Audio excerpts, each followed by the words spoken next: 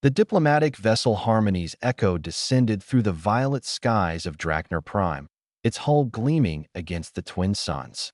Robert Shin stood at the observation deck, his weathered hands clasped behind his back as he watched the dragon cities rise from the crystalline mountains below. Beside him, Elsa Morrison reviewed the translation protocols on her datapad, her blonde hair tied back in a practical bun. First contact with the Drakari Collective, she murmured.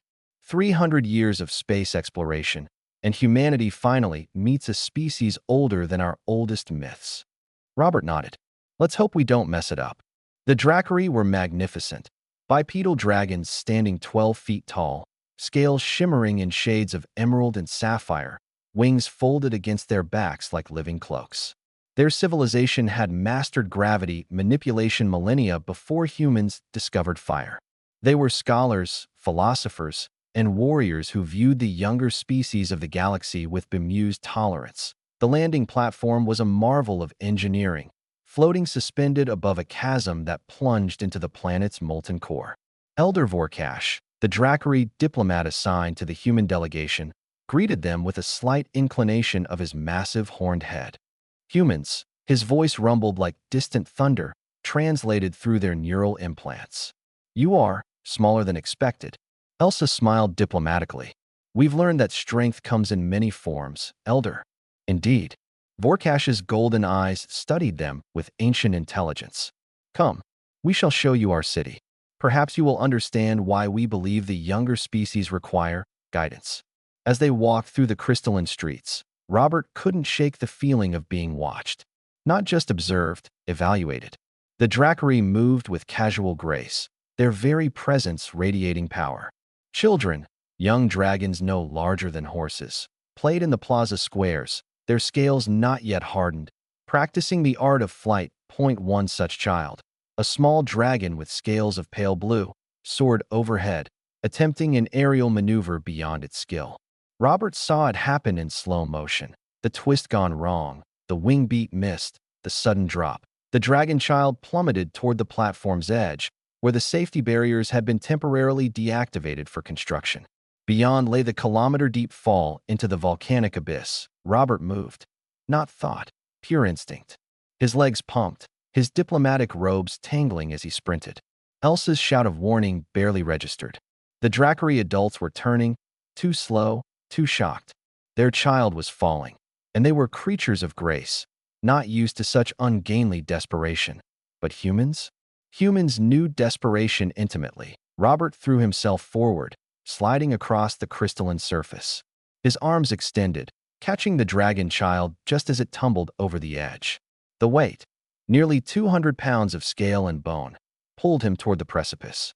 His boots scrabbled for purchase, finding none. They were going over. Then Elsa was there, grabbing his belt, her own feet braced against a support column. Hold on. Robert clutched the terrified dragon child against his chest. It was whimpering, a sound no translation could convey, pure, primal fear. His arms burned. His muscles screamed. The heat from the chasm below washed over them in waves. I've got you, Robert whispered to the child. I've got you. And then something impossible happened. Heat bloomed in Robert's palms, not from the volcano below, but from within. Flames, golden and bright, flickered across his hands where they pressed against the dragon child's scales. Not burning, not destroying, but protecting. The fire wrapped around them both like a living shield, pulsing in rhythm with Robert's racing heart. The dragon child stopped whimpering. Its eyes, deep amber, stared at Robert in wonder. Vorkash and two other Drakari had reached them, pulling all three humans back from the edge with careful strength. The moment Robert and the child were safe, the flames vanished as if they'd never been. Silence fell across the plaza. Elder Vorkash knelt, an unprecedented gesture, and examined Robert's hands. No burns, no marks, just the calluses of a career diplomat who'd grown up working on a farming colony. How? Vorkash's voice was barely a whisper. Robert shook his head. I don't know. I couldn't let the child fall. The small dragon had wrapped itself around Robert, clinging to him with surprising gentleness. Its parent approached slowly, gratitude and confusion warring in her expression. Elsa was already scanning Robert with her medical tricorder. Elevated adrenaline, increased body temperature, but nothing that explains. She gestured helplessly at where the flames had been. Elder Vorkash straightened, his expression transformed. For 10,000 years, we Drakari have commanded fire. It is the gift of our people, granted by our biology, our evolution. No other species has ever manifested it. He looked at Robert with something approaching reverence. Until now. But I'm not, Robert began. You are human, Vorkash interrupted. And perhaps that is precisely the point. We Drakari inherited our fire. We were born to it. But you, he gestured at the child still clinging to Robert. You needed it. And so you found it. Over the following hours, as the diplomatic mission transformed into something far more significant, the truth emerged. Humanity's stubborn refusal to accept limitations, their tendency to achieve the impossible through sheer necessity. It wasn't just cultural. It was something deeper. Elsa found the research first, buried in the medical scans. Robert's cellular structure, it's adapting. Like his body is rewriting itself in real time to meet the crisis. The Drakari scientists confirmed it.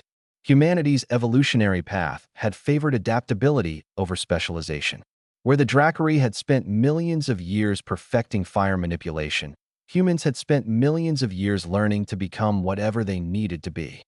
You are not powerful by birth, Elder Vorkash said that evening, as the diplomatic talks resumed with newfound respect.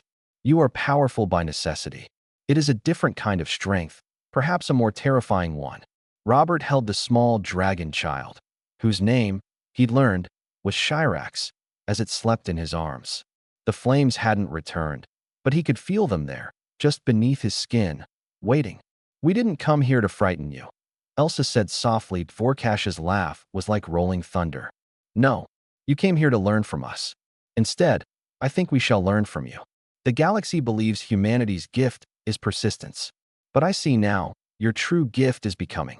You become what you must to survive, to protect, to save. As the twin suns set over Draknar Prime, painting the sky in shades of amber and gold, the first treaty between humanity and the Drakari Collective was drafted. Not as student and teacher, but as equals, because sometimes true strength isn't what you're born with, that it's what you become when someone needs you.